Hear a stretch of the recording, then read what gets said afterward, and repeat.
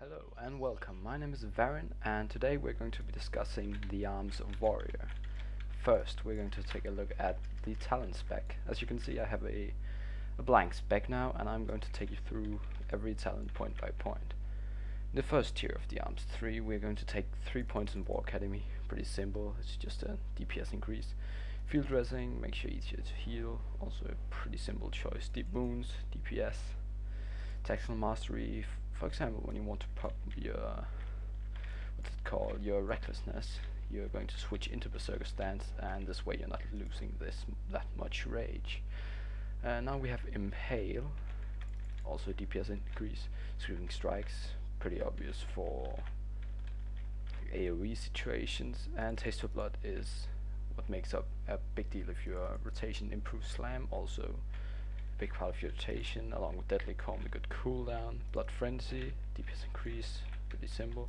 Knives to the Slaughter, well, you want to keep this buff up at all times at 3 stacks, for the obvious reasons of damage increase to 4 main abilities. And using Mortal Strike also refreshes Rend, which makes your rotation quite a lot simpler. Sudden Death, chance of resetting cooldown on Colossus Smash, which is really good. Breaking Crew and Throwdown, and you can take Blade Storm. I actually am not going to take Throwdown, it's up to you, but I like a cheap Drums of War more than that. Cruelty, DPS increase along with Battle Threats. Executioner, DPS increase below 20%.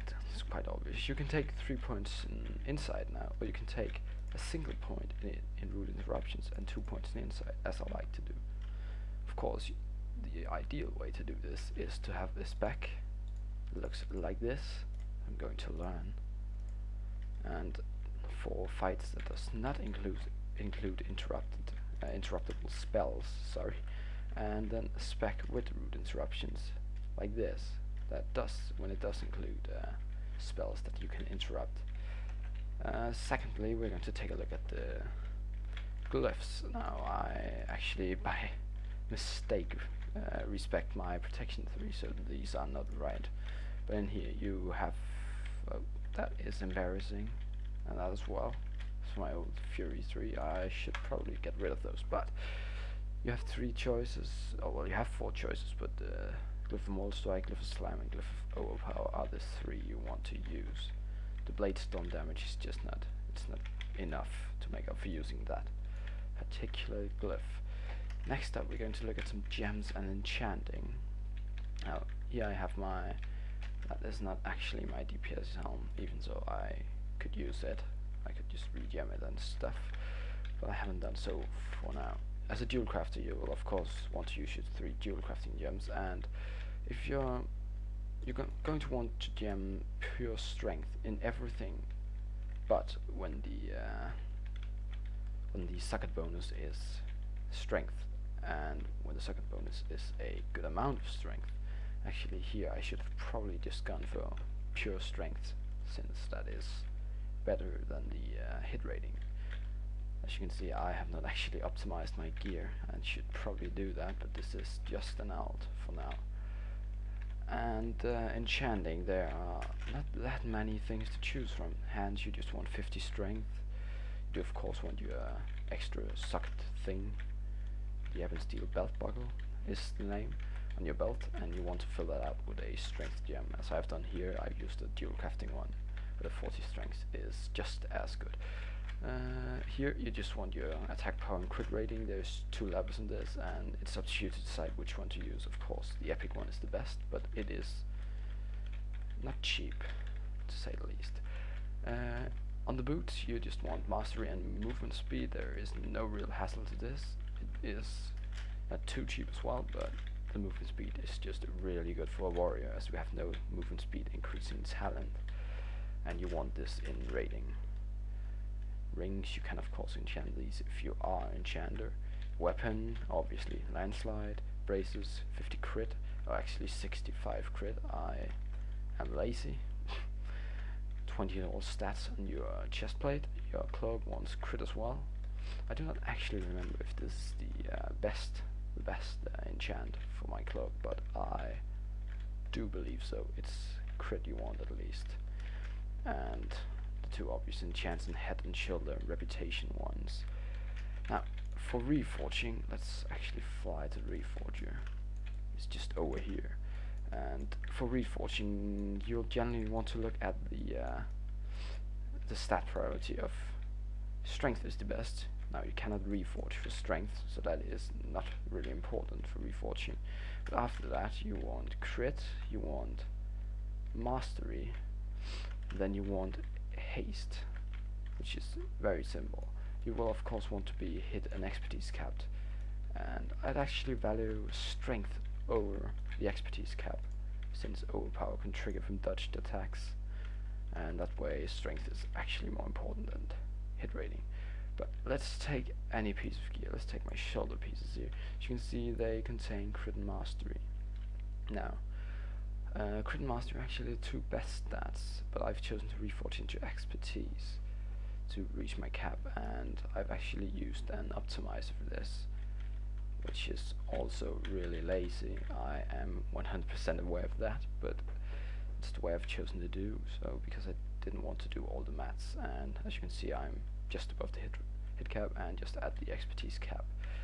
But let's say you have a piece with mastery and haste. You're going to want to reforge the haste into crit if you're above both, or above the hit cap at least. Well, above both caps actually, I don't know what I'm talking about.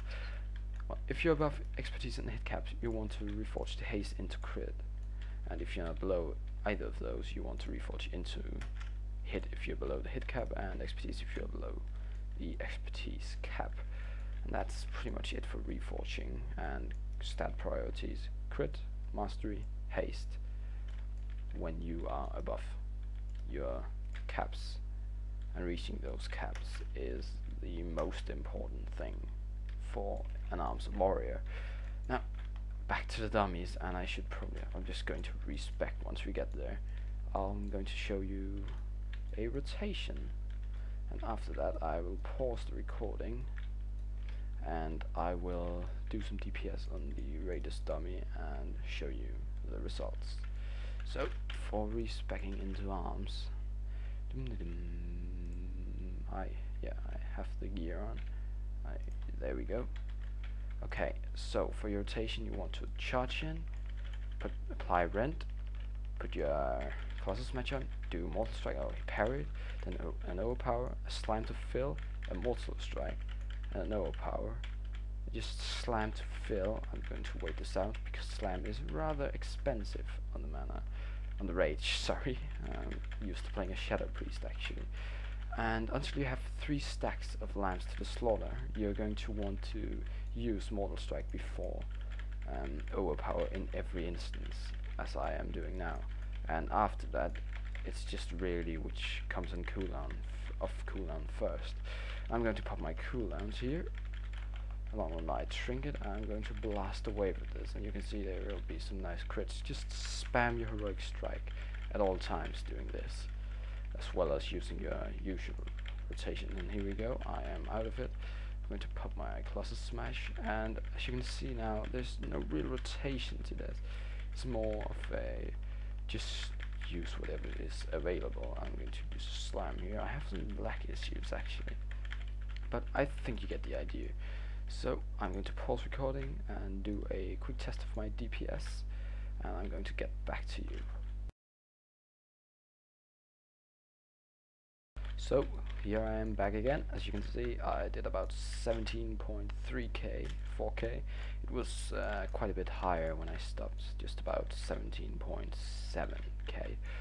And as you, that is on a dummy, only self-buffed. Of course, dummy DPS not accurate at all, but it is a pretty decent amount, and I could be doing even more if I actually cared to swap stances, which is also a reason to have this particular talent, since you can use some very efficient stance dancing, so that you spend most of your time in berserker stance, using your slam, using your Mortal Strike, and then you just switch back to overpower using some sort of macro and switch back to berserker stance again quickly, and that will actually increase your DPS by just about 5%, a little less most likely, but just about 5% due to the damage buff from Berserker Stance, as you can see just above my action bars. Well, this has been Varynn with an Arms Warrior guide, and if you like this video, please rate it and make sure to subscribe to my channel for more to come. Cheers.